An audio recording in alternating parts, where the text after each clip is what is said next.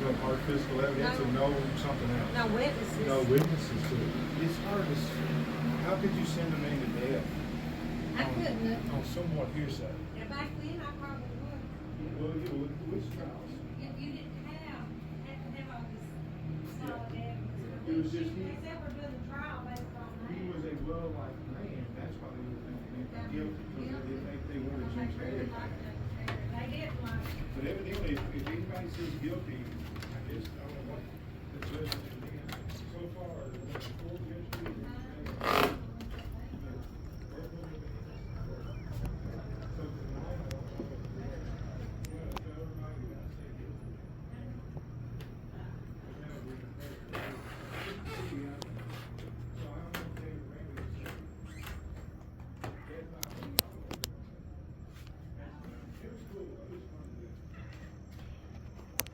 Appalachian Belser. People around here just call it Belser.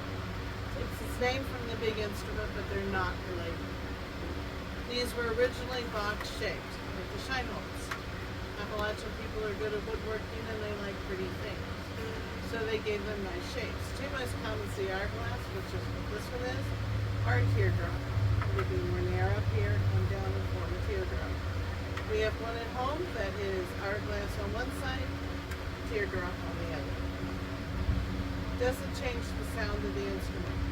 What does, and this is with any wooden instrument, is the type of wood they're made out of, the density of that wood. His is cherry. It's got a crisper sound to it. Mine's walnut. It's got a more mellow tone. Made by the same gentleman. They're tuned exactly alike. The difference you're hearing is only because of the wood. So this is your flat Delsmer, Mountain Delsmer, Appalachian Delsmer, or just plain Delsmer.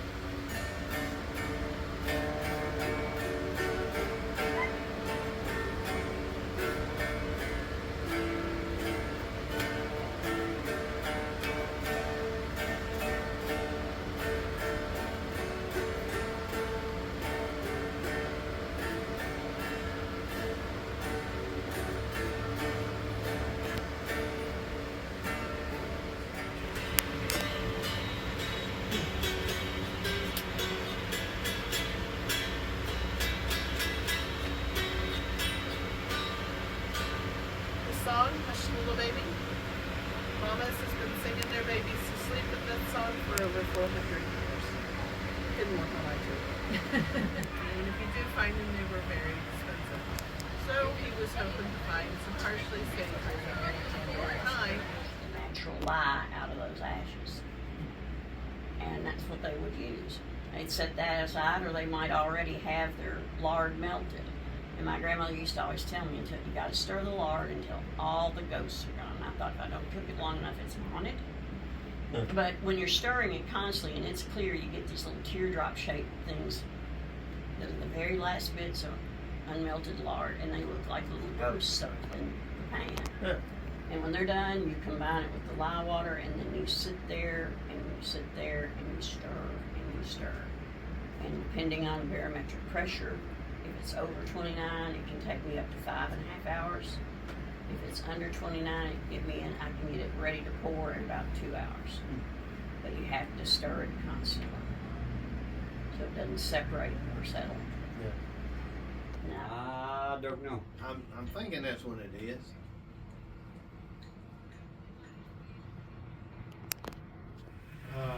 The one in the middle there, that's, the wood on it's called curly maple. That's the reason why it has the lines through the stock. This one here in the front is it's a Kentucky/Pennsylvania long rifle. Some people call it a Pennsylvania rifle, some people call it a Kentucky rifle. The reason why they do that was most of the gunsmiths that made them were in Pennsylvania. So most of the guys that bought them out to Kentucky. That's the reason why they got that. And they are rifled. Like the best up there is a smooth bore. When you fire it, it has no spin on the ball. It's not as accurate. The rifle makes the ball spin, and that makes it more accurate. The man who invented the first computer in the world watched a loom from 1815, called it Jacquard. It was the first automated loom in the country, and so in the world. So then he saw it in 1950. They thought that was a cool idea, so he decided he'd just build the first punch card computer. And so it's where it all came from at the time. So every time you make a pass, you're changing the position of threads. They would basically making cloth. They didn't make blankets or sheets or anything of that nature, just cloth, clothes. And so they would pass a shuttle about 60 to 100 times to get an inch of cloth. And you got to do this in between everything else you did to survive each day. So you can't sit and just weave. So it's from spring, summer, and fall. You might get 7 yards maybe, and it's only 20 inches wide, and it takes 13 pieces for a dress or 9 pieces for a man's jacket, one or the other. That makes it a little, it makes it about 100 years too young for the fort itself. But the piece that they would have had would have been mechanically very similar. This just has a couple added fineries on the outside. The dry stack stone forge is exactly the kind they would have used.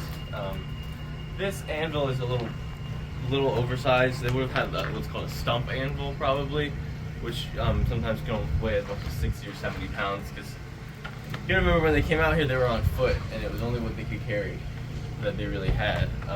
The road, like a passable road that they could bring stuff out on a wagon later on, wasn't here in 1774. So, they hiked 15 miles in from the Kentucky River with whatever they could carry. So this was also something they didn't carry in. They had a handful of nails, and they would have harvested the leather and the wood on site to build the bellows. And same with the stones, they would have just drawn those.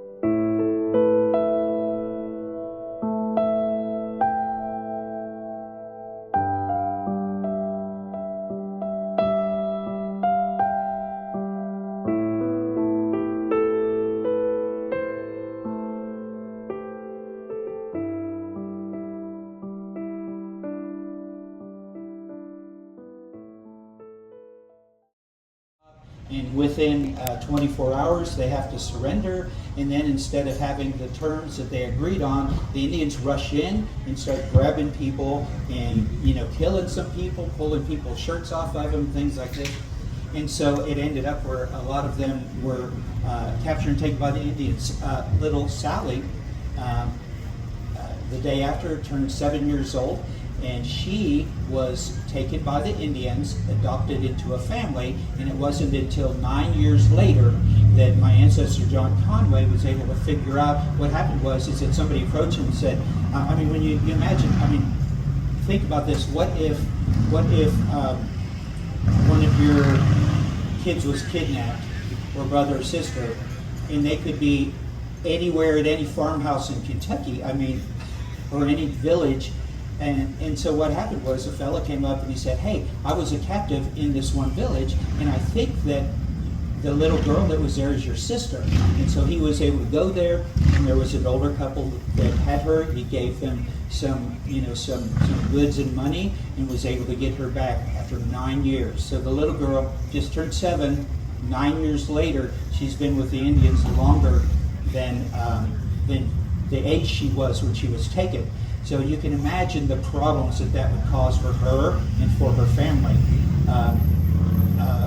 We hear stories about people being kidnapped even for a few months, and how it messes them up. So anyway, we don't know a lot more about Sally.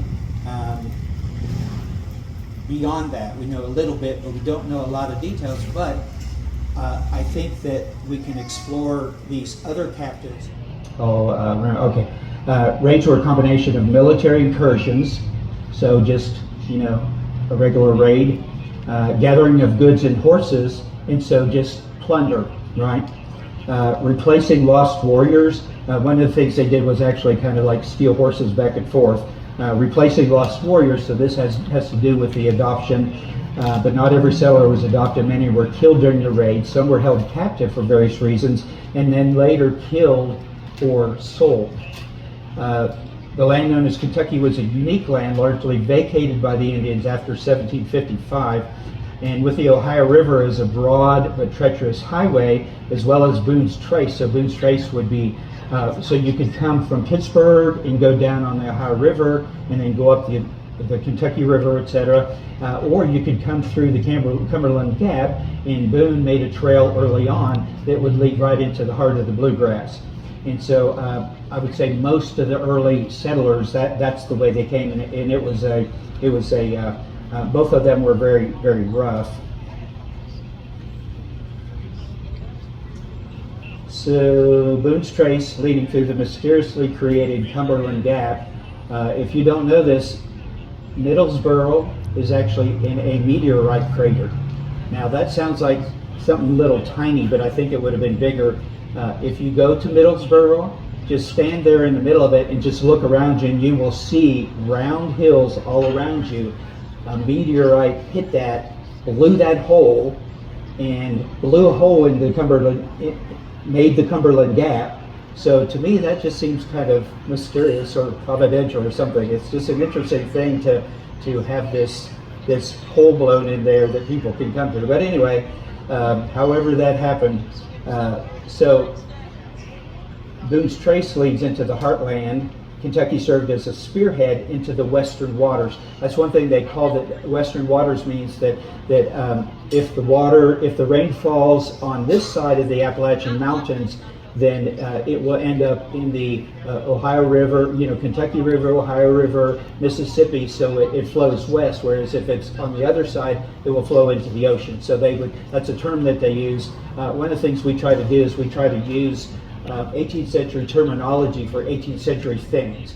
So it's kind of fun to learn how they describe things and then use that in conversation when you're talking about things. Sparked raids into Kentucky for purposes of adoption. Now, we are going to have, I think it's tomorrow, Don Shaver is going to talk about adoption.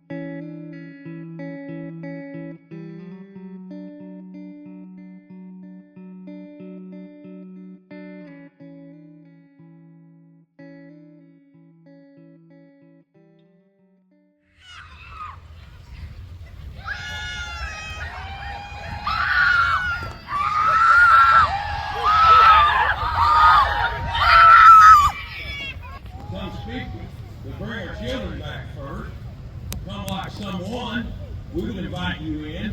You don't have to do this. The sky is my father. The earth is my mother. It is here that I will remain.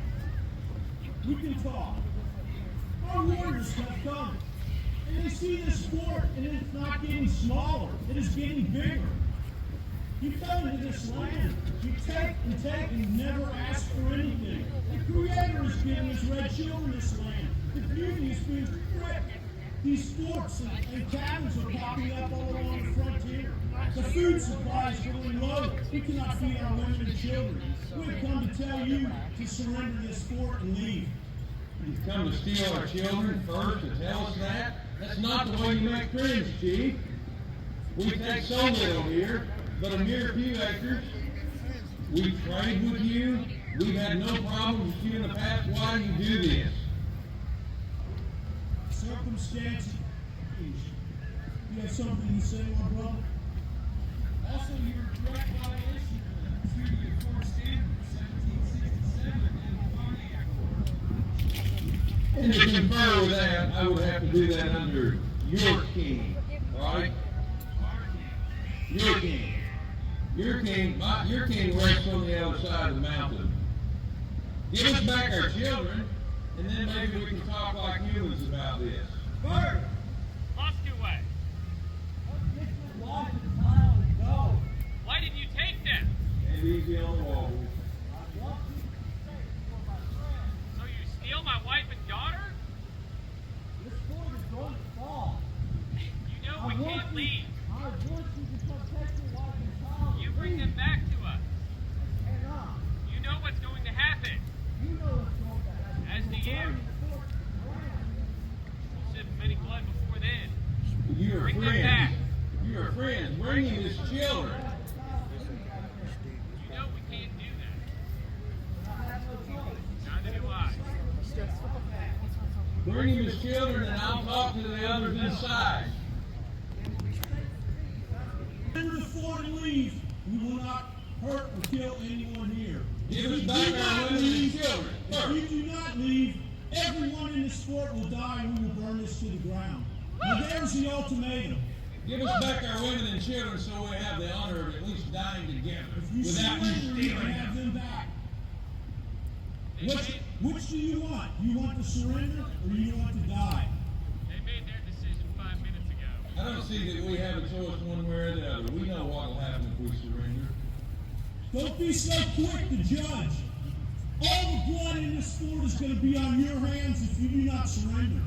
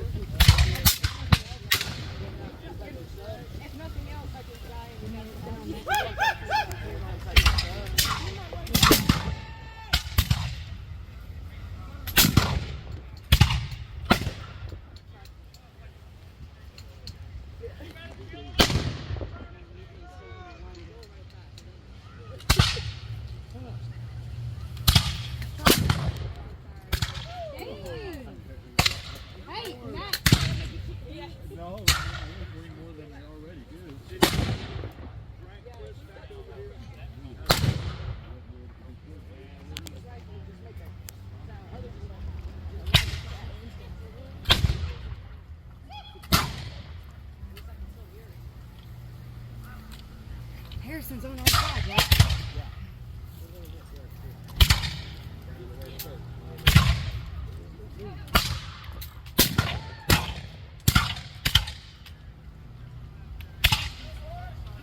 Rishi got the lead.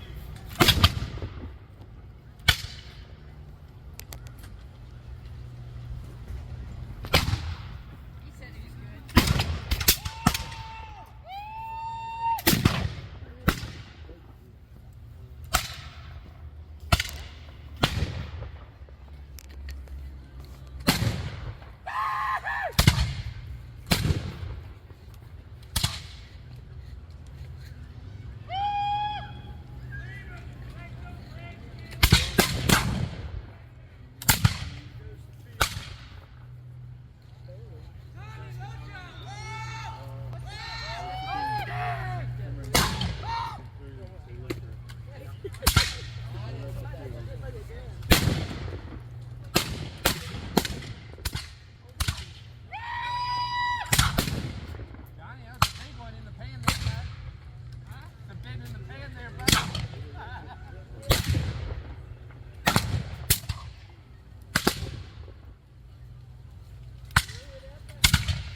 King George, a one-eyed fat man.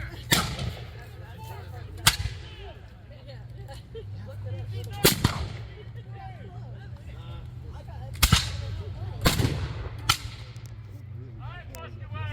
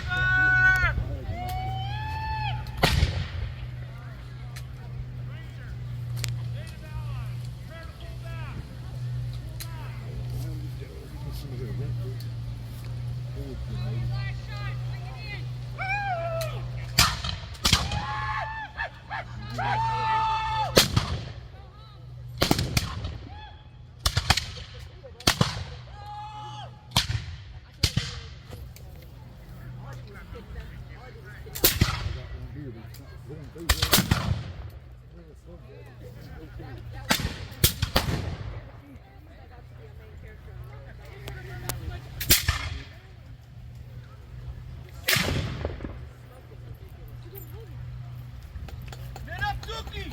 Yellow! Yellow!